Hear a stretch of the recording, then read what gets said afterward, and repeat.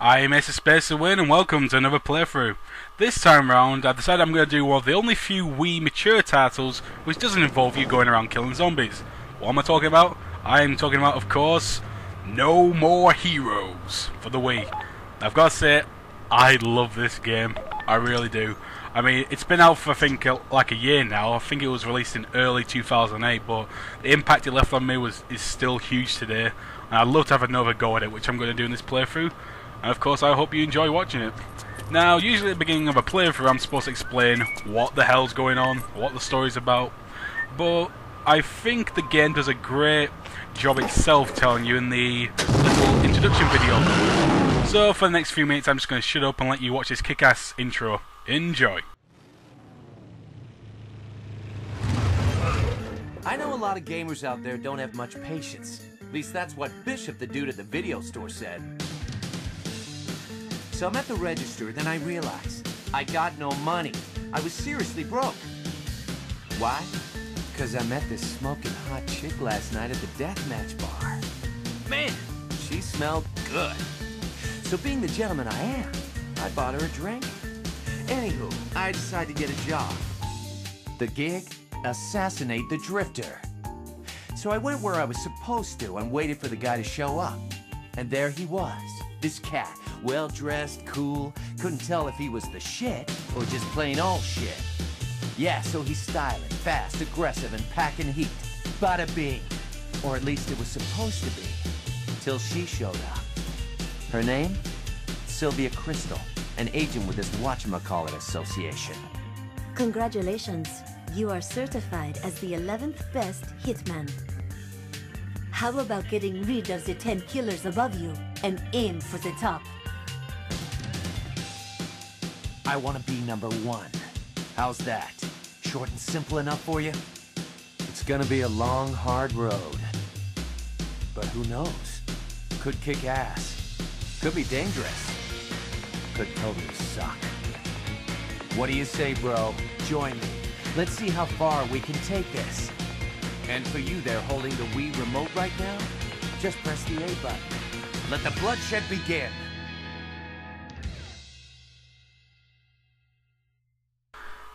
Awesome intro. I don't think I'll ever get sick of that. And as soon as the loading screen's done, we can get this underway. Oh, I'm sorry. We're about to go head first into that wall, apparently. Hope it slows down for that. You know, safety first. Oh, they knew we were coming. Oh, shit. Fuckhead! Best intro ever. This is, of course, Travis Touchdown, our main character for the game. Your typical otaku assassin. Yo, with a lightsaber. Oh, no, sorry, I mean beam katana. Completely different things. Bad answer. Fail. We hope the owner of the mansion didn't pay too much for those gods. It's game time. Couldn't have said it better myself, Travis. So let's get this game underway. Start of every level, you have to whip out your beam katana. Of course, we don't need to go through a tutorial. I can explain the controls myself, I think. Thank you. And if you bear with me for another minute, I needed to turn the subtitles on. I need these for cutscenes, but there's also something in the next part which I need to have subtitles on for. You'll see. For now, let's finally get the combat going. Now, of course, yes, Travis goes around killing his opponents with a beam katana. Why wouldn't you? I mean, it's awesome. The controls for this game are pretty simple. You use the nunchuck, of course, to control him, moving left and right. Pressing A is how you swing the katana, but you can lock onto your opponent by pressing Z, which of course makes him swing in that direction. Now, to finish off your opponent, you'll see here there's a little prompt which shows an arrow. You're supposed to swing your Wii remote in that lovable way the Wii's known for to deal the death blow. And then he exploded to 1,000 pixels. I guess the game just couldn't handle the extreme awesomeness of Travis there. Now that little thing you just saw there with the Wii remote, that was called a weapons clash, which basically means your weapons connected at the exact same time. What they expect you to do is you're supposed to rotate your Wii remote in a circle, and this pushes your enemy back. But if you win the clash, you're allowed to give them a death blow. And this can sometimes allow you to kill an opponent which has full health, which, you know, it's awesome to get if you can get the chance. Now this little blue box in the corner here, This is a battery pack which you use to recharge your beam katana. Yes, apparently your beam katana is run on rechargeable batteries. Don't question it. I'm not complaining really. Actually, I haven't explained anything on the screen, have I? The pixelated heart in the corner is your health. I don't think I have to explain what happens if it drops to 0. You die, dumbass.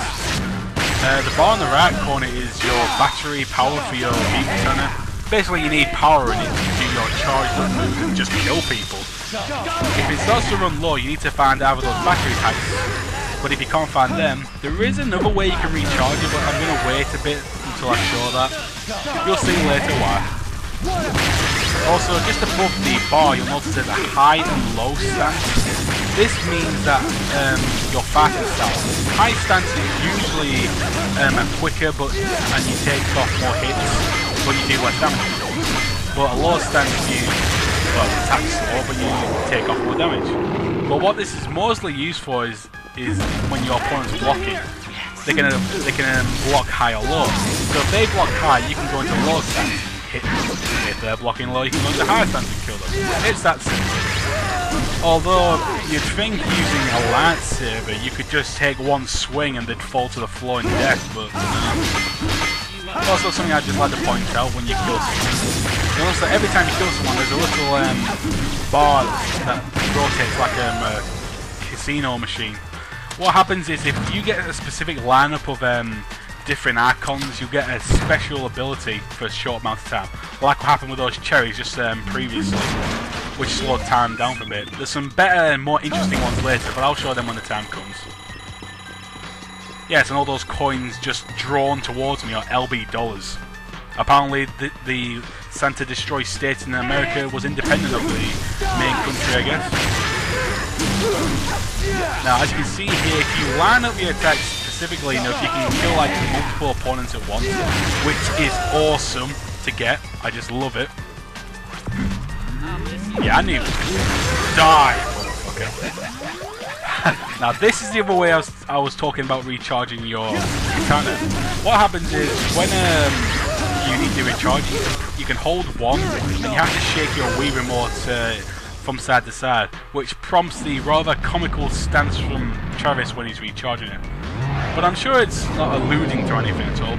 Definitely not, definitely not. Go there. Let's just grab the treasure chest.